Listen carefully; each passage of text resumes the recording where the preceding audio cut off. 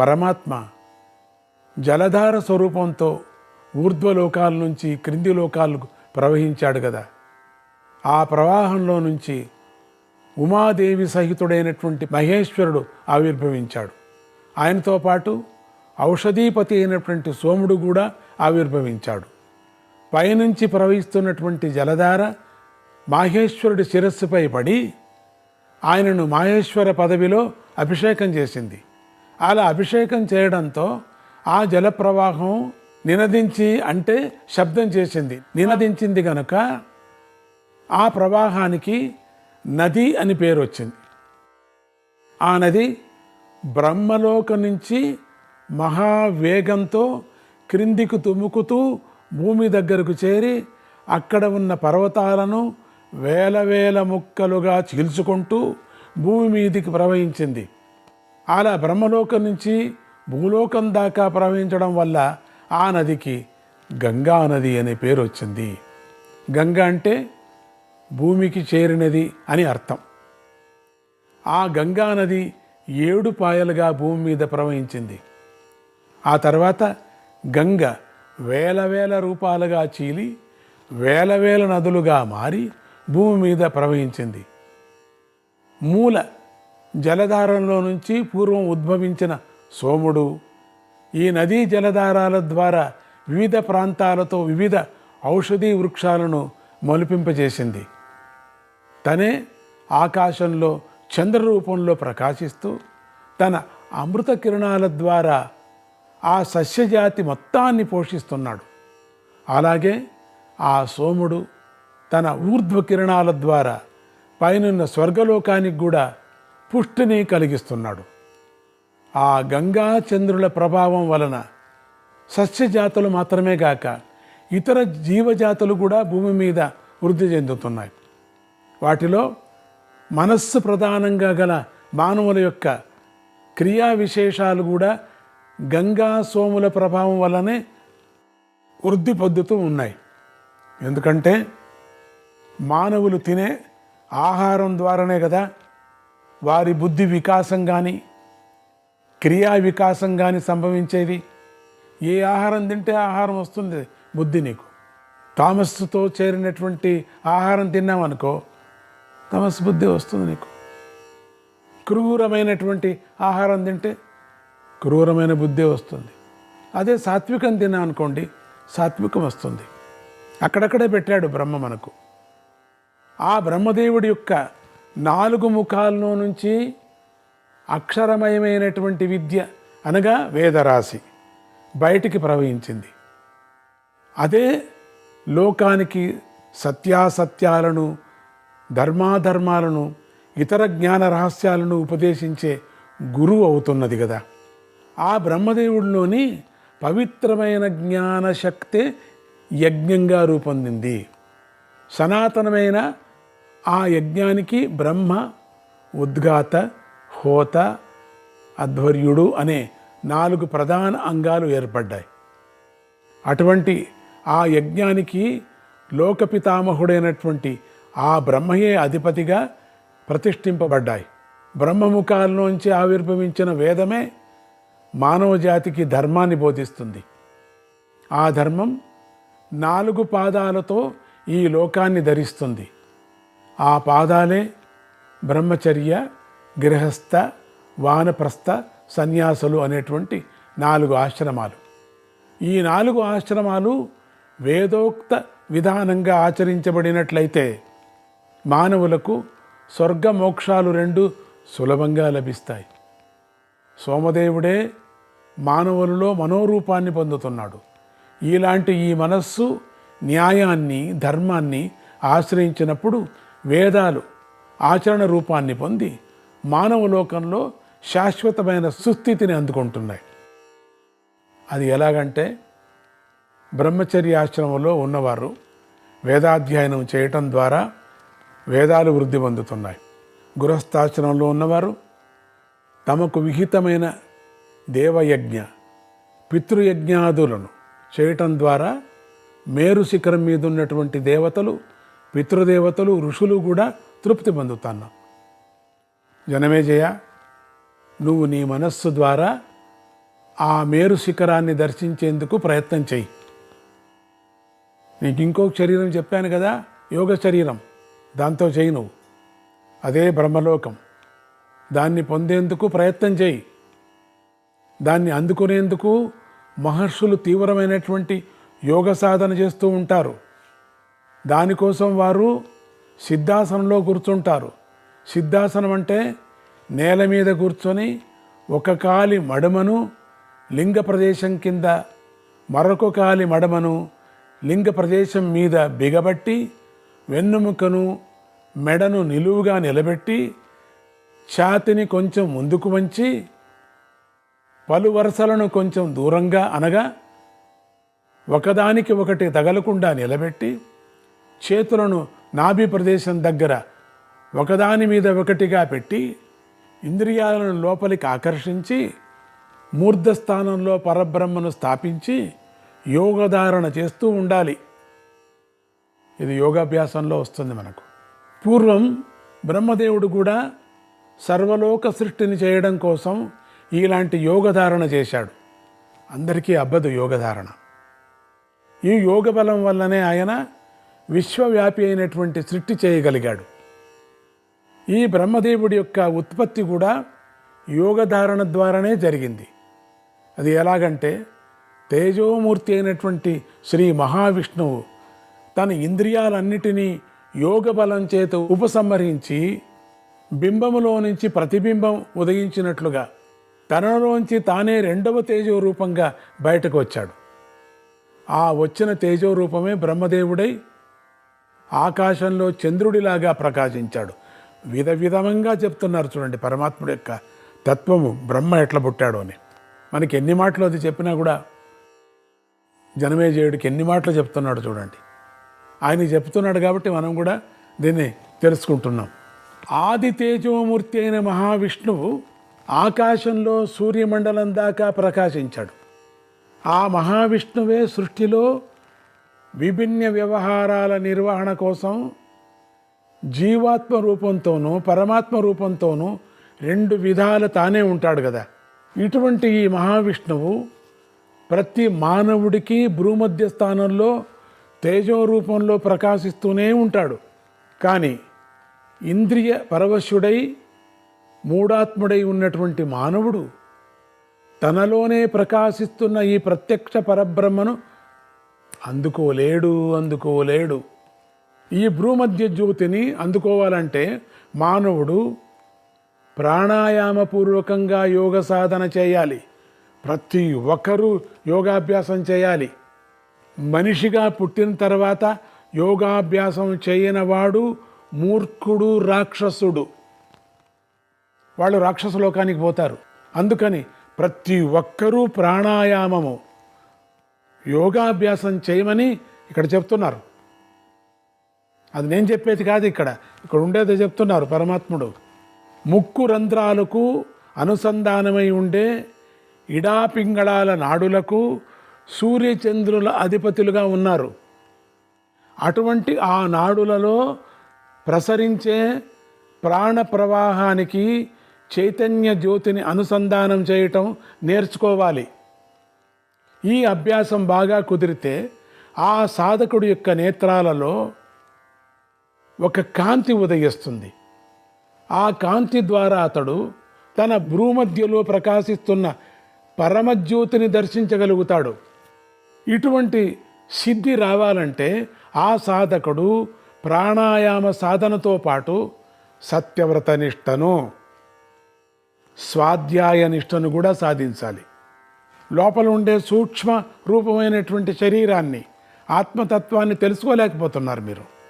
అందుకని దీంతో పాటు సత్యవ్రత నిష్టను, ఇవన్నీ కూడా ఈ వ్రతాలు నియమాలు ఇవన్నీ సత్యంగానే ఉండాలి. నిష్కామంగా,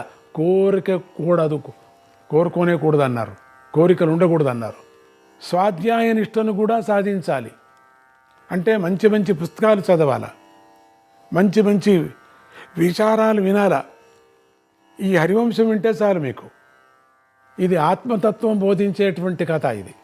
అందుకని దీన్ని వినాల్సిందే మనం. సత్యవ్రత నిష్టను, స్వాధ్యాయ నిష్టను కూడా సాధించాలి. అవి లేకుండా కేవలం ప్రాణాయామాలు చేస్తే పరమాత్మ దర్శనం లభించదు.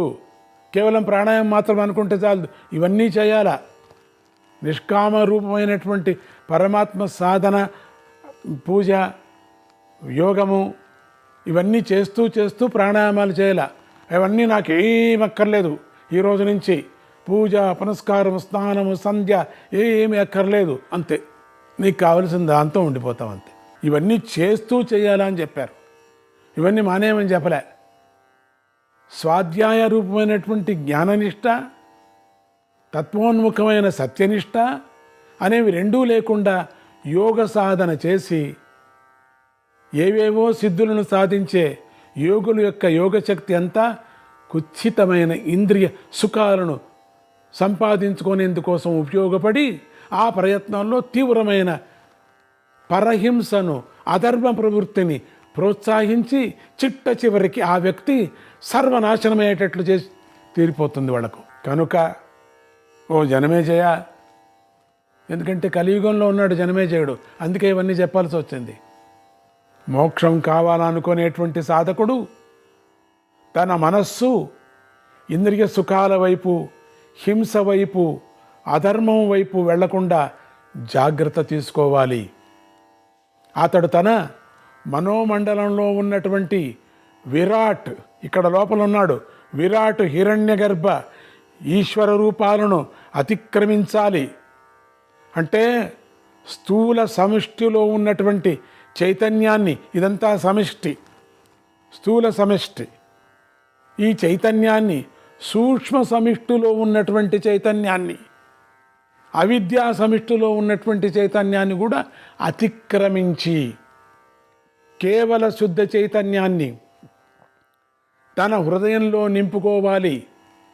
అప్పుడే అతడు సమస్త సందేహాలను దాటి, సగుణ బ్రహ్మను కూడా దాటి పరిపూర్ణ పరమాత్మ స్థానానికి చేరుకుంటాడు. ఇదే విశ్వ, తైజస, ప్రాజ్ఞ, తురీయలు అనబడేటువంటి 4 జీవాత్మ స్థితి భేదాలను అతిక్రమించిన తురియాతీత స్థితి అవుతుంది. ఇదే పరమపురుష స్థితి అని, ఇదే పరమపురుష స్థితి అని కూడా చెప్తున్నారు. బ్రహ్మ చైతన్యమయ స్థితి ఇదే. ఇంద్రియ మనోబుద్ధులకు అందని అవ్యక్త స్థితి ఇదే. నిత్యకూట స్థితి ఇదే. నిర్వికార స్థితి. నిజమైన సాధకుడు దీన్ని అందుకునే కృషి చేయాలి. జనమేజయ, ఇక మళ్ళీ సృష్టి ప్రక్రియలోకి ప్రవేశిస్తాను.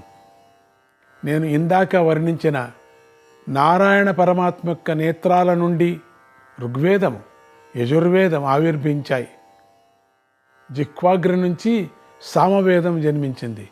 శిరస్సు నుంచి అథర్వణ వేదం ఉదయించింది. ఇలా ఆవిర్భవించిన ఆ 4 వేదాలకు తమ తమ ఆవిర్భవ స్థానాలు ఏమిటో తెలిసాయి కదా. తెలుసుకోవటాన్ని దీన్ని సంస్కృతంలో విందతి, విందతి అంటారు. ఆ విందతి అనే పదం మీద నుంచే వేదములు అనే పదం ఉద్భవించింది. అంటే వేదాలు తమ జన్మస్థానాలను తెలుసుకోగలిగాయి కనుక వాటికి వేదాలు అనే పేరు ఏర్పడింది అని భావం. అలా జన్మించిన వేదాలు తమ తమ భావనలకు అనుగుణంగా దివ్య స్వరూపుడైనటువంటి ఆ పరమాత్మను అనేక రూపాలుగా వర్ణించి చెప్పాయి. విశేషించి ఆయనను యజ్ఞరూపంగాను వర్ణించాయి. అందువల్లే అథర్వణ వేదం యజ్ఞపురుషుడు యొక్క శిరస్సు అయింది. ఋగ్వేదం యజ్ఞపురుషుడు యొక్క వక్షస్థలము మరియు మెడ కూడా అయింది. సామవేదం ఆయన యొక్క హృదయము, ప్రక్కటి ఎముకలు అయింది. మిగిలిన శరీర భాగమంతా యజుర్వేదమైంది. ఈ విధంగా ఆ యజ్ఞపురుషుడు సూటిగా పరమాత్మ నుంచే రూపాంతరం చెందాడు. ఇదే యజ్ఞపురుషుడు యొక్క వేదమయ స్వరూపం. ఇది సర్వభూతాలకు సుఖాన్ని కలిగించేది, హింసారహితమైనది, సనాతనమైనది, ఇహపర సుఖాలను అందించేది. జనమేజయ, ఇందాక నేను చెప్పిన యోగ సాధనకు ప్రారంభ బిందువు ఏది అంటే అది బ్రహ్మచర్యమే. ఈ బ్రహ్మచర్యాన్ని సాధించిన వాడే నిజమైన వేదవేత్త. మహర్షులు అలాంటి వాడినే యోగ సిద్ధులు అంటారు. పూర్వ మహర్షులంతా కేవలం జ్ఞానమార్గం ద్వారా మనోనిగ్రహాన్ని సాధిద్దామని ప్రయత్నం చేసి అలసిపోయి చివరకు అష్టాంగ యోగ రూపమైన యోగ విద్య యొక్క సహకారం కూడా ఉంటే కానీ సంపూర్ణమైన మనోవిజయం సులభం కాదని నిర్ణయం చేసి ఉన్నారు. వాళ్ళంతా ఇది ఎందుకులే యోగ విద్య అనుకున్నారు. కొనాకందరూ మహాత్ములందరూ యోగ విద్యకే వచ్చారు. అందుకని ఈ యోగ విద్యను వైష్ణవ యోగ విద్య అనగా విష్ణు ప్రాప్తికరం అయినటువంటి యోగ విద్య అని వారు వ్యవహరించారు వాళ్ళంతా కూడా. కనుక జ్ఞానయోగ సాధకులు చిత్త నిరోధ రూపమైనటువంటి యోగ విద్యను కూడా సాధించి తీరాలని మనం గ్రహించాలి. ఈ బోధ విన్న జనమేజయుడు మహర్షి మనస్సును పూర్తిగా నిగ్రహించి దానిని స్వాధీనంలో ఉంచుకోవటానికి ఉపకరించే ప్రధాన కారణం ఏమిటి అని ప్రశ్నించాడు. దానికి సమాధానంగా వైశంపాయనుడు తన కథనాన్ని ఇలా కొనసాగించాడు. జనమేజయ, మనస్సు యొక్క చలనానికి కానీ అది నిశ్చలమై మన అదుపులో ఉండటానికి కానీ కారణం మన బయట లేదు. ఆ కారణం మన లోపలే ఉంది. మన శరీరంతో పనులు చేస్తాయి. ఇంకా ఎంత బాగా వివరణ చేస్తున్నారు చూడండి, మన అదృష్టం. కానీ ఆ పనుల తాలూకు సంస్కారం మనస్సులోకి వెళ్ళి కూర్చుంటుంది. ఆ సంస్కారమే రాగద్వేషాది పూరితమైతే మనస్సును చెలింపజేస్తుంది.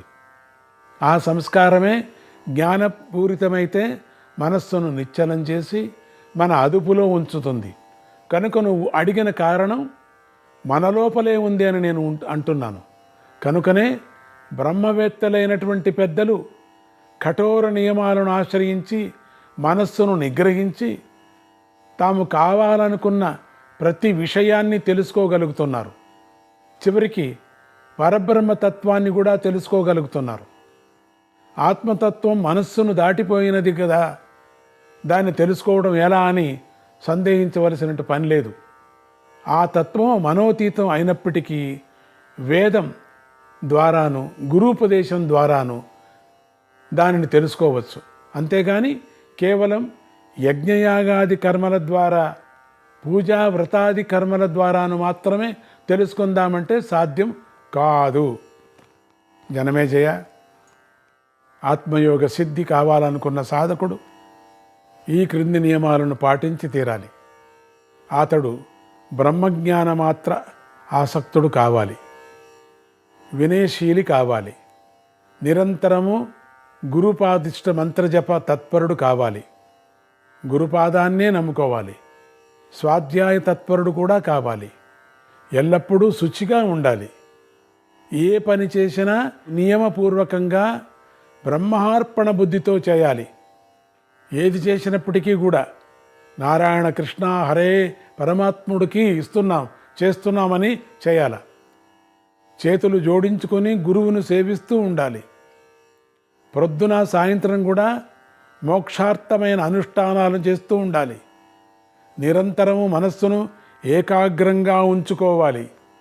ఎల్లప్పుడూ పరమ పదాన్నే చింతిస్తూ ఉండాలి. ఏకాగ్ర చిత్తుడై ధ్యానతత్పరుడుగా ఉండాలి.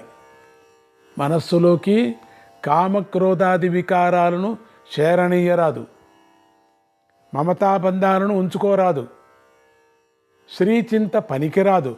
పురుష చింత అంతకన్నా పనికిరాదు. నారాయణ నారాయణ హరే కృష్ణ.